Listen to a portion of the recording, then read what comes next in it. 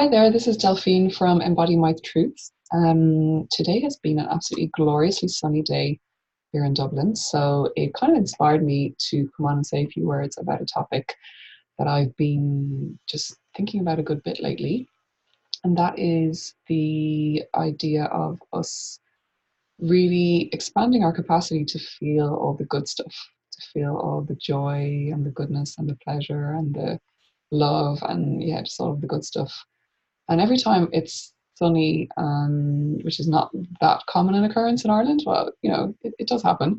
But when it's sunny and it's like a beautiful Monday morning and things feel generally good, I also feel so grateful that I'm now able to soak up that experience at a very kind of deep, sensory, embodied level, which wasn't always the case. I had to in my own personal journey moved through a lot of layers of fear and anxiety and stress and distress to be able to really land into that place of goodness. So it got me thinking about it because, of course, a lot of my work is to do with supporting people to feel the not so good stuff, the stuff that is really difficult. Everything from kind of mild discomfort and ickiness and stuckness to really, really deep pain and grief and loss and distress, like really the darkest and deepest of painful feelings. And that comes into my psychotherapy work and my coaching work, which is very oriented towards emotions and the body and being able to know our thoughts and our psyche more deeply. So so that is a huge portion of my work. However, it's not that simple. It's a dance really between the two, and more in my work recently, in recent months and years, perhaps because I've been more able to feel it in my own self. I realized the importance of supporting people to also feel the good stuff, to really develop their ability to soak up the goodness, really kind of grow that capacity to consciously feel it and to actually, name it and create a bit of a space for it and honor when that's happening. Not to just kind of skirt past the good feelings into, okay, well, what's the next thing we need to work on and what's the difficult thing that I've always been trying to move through, but to really rest into that sensation of goodness when it does arise. Because when it arises, it's such a bonus. Life is tough. Life is full of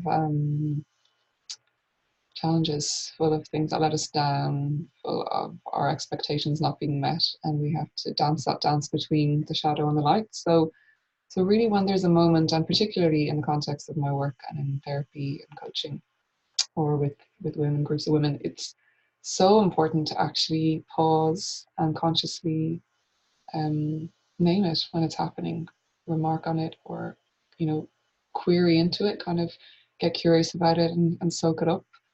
Um, because that's also a really important skill to develop, and it's not always that easy. Actually, we think we want to feel the goodness, but often when it comes into our experience, it's actually quite scary and physiologically a little bit kind of disconcerting or very threatening because a lot of people haven't actually grown up feeling a lot of goodness and relief and calm and feeling kind of safe in that.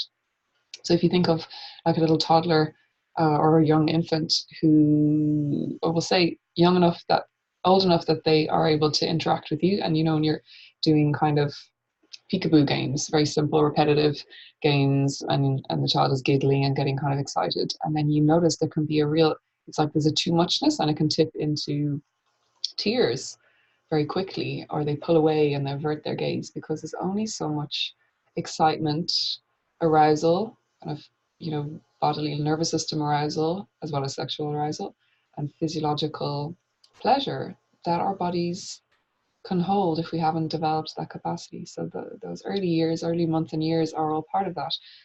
So that's a lot of the work that we might need to do then as adults, is to kind of toggle, or titrate, like toggle between our feelings of comfort and safety and security, and then moving into more depths of something exciting or activating or pleasurable or joyful, like pure joy. To really breathe openly and allow in the feeling of joy can actually be quite a challenge and not feel that natural if you haven't been supported to feel that when you were little. So yeah, I just wanted to kind of highlight how important that is. It's becoming increasingly important in my work, and it's not one before the other. It's not that you have to have worked through all the darkness and kind of metabolized all your psychological and emotional pain in order to be able to get to the good stuff. That's what our ego mind likes to keep pretending, that you sort of move through the journey of personal development and healing and growth to get to the good stuff. That's not the case of any of us who have been alive for a few decades have sadly had to realize. But it's more of a dance between the two. And really, if we can develop a capacity to allow the tough stuff when it does happen, then we can feel the good stuff all that much more deeply and really, really kind of relish it.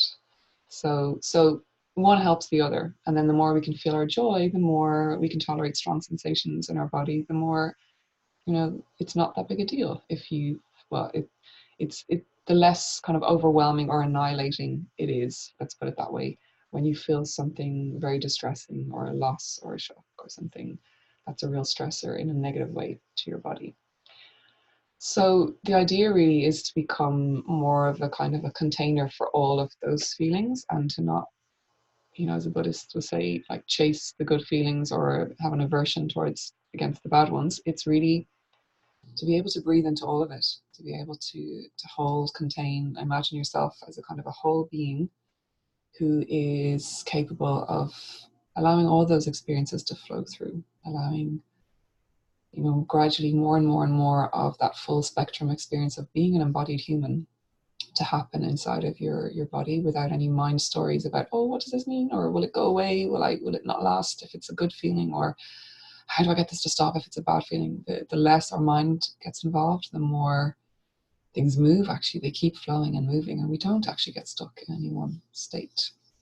So yeah, that's what I wanted to share, I suppose, to highlight the importance. It might seem obvious, but in this world, I suppose, of seeking to know one's true self, seeking happiness, fulfillment, and full expression of who you really are. A lot of the work does involve the trickier stuff, but I just think it's so important to support ourselves, to feel the goodness. And there's a lot of different ways that you can do that, and I would love to hear how people's experiences of doing that. Everybody has different ways of approaching it, but one of the suggestions I would have is, next time you do feel good, like on a sunny day like I was feeling today here in Dublin, so it's setting now, but to notice that you feel good, and not just sort of allow yourself to come back up into the headspace of, oh, but it's not going to last because now I need to go, and there's something I should be doing, or the holiday's ending, or not straight away think of how finite it is, but to just take a breath and kind of bask in it, and allow that moment to become more eternal. And that, of course, comes down to dropping out of the head, back down into the body, into the heart center, into the belly center, and taking some breaths. Just becoming more embodied. So that's the first way, is to, when you feel good, really notice that you feel good and celebrate it, and notice if there's any stories associated that get in the way of sharing that with people. I feel great today.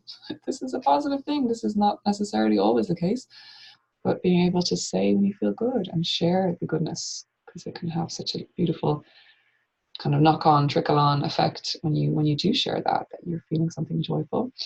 And so just being in it, you don't have to do anything fancy with it. Or if you're inclined, you might want to kind of stay with it and explore the texture, the sensations, and any word associations in a gentle way. It's not about turning it into an academic exercise or doing something with it, but just sort of seeing, oh, this feels like the sun for me today felt very much more of an expansive energy. It's like the sensation of moving outwards, not contracting, but a kind of a lightness and a warmth that relaxes the muscles, the shoulders drop. I just felt how good it felt to be in my body, that it felt comfortable. It's like a feeling of lightness and optimism and possibility, lovely expansion and openness. And I suppose I had a kind of a visual of the sunny colors of kind of yellow and orange and warmth and summery associations. So really, it can be lovely to just kind of soak into that synesthesia of sensation, taste, texture, all of your senses, really multisensory, kind of soaking it up. And the second thing you might want to do is to consciously call to mind positive experiences that you've had in the past. So whether it's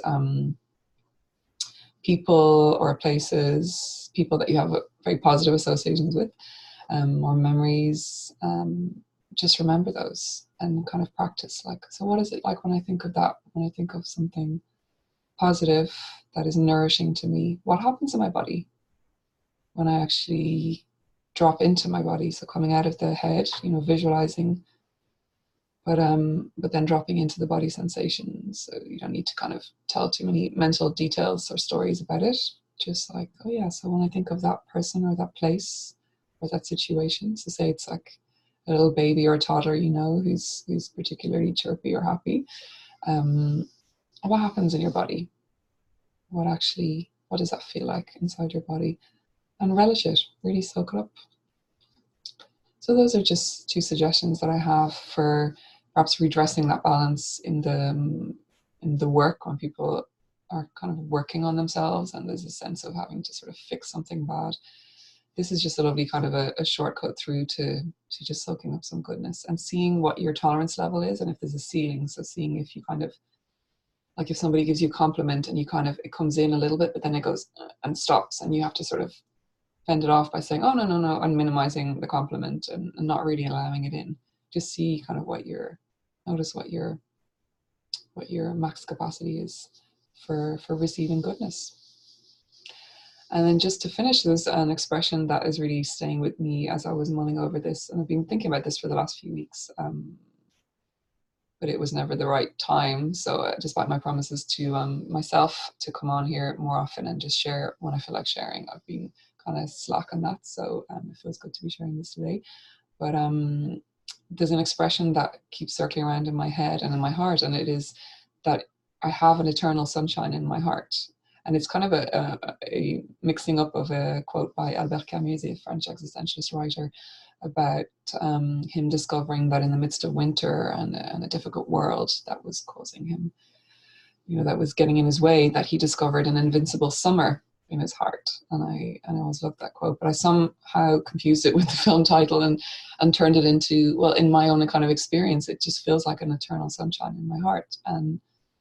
And that just feels like a very helpful little anchor when, if I wake up, it's a really grey day.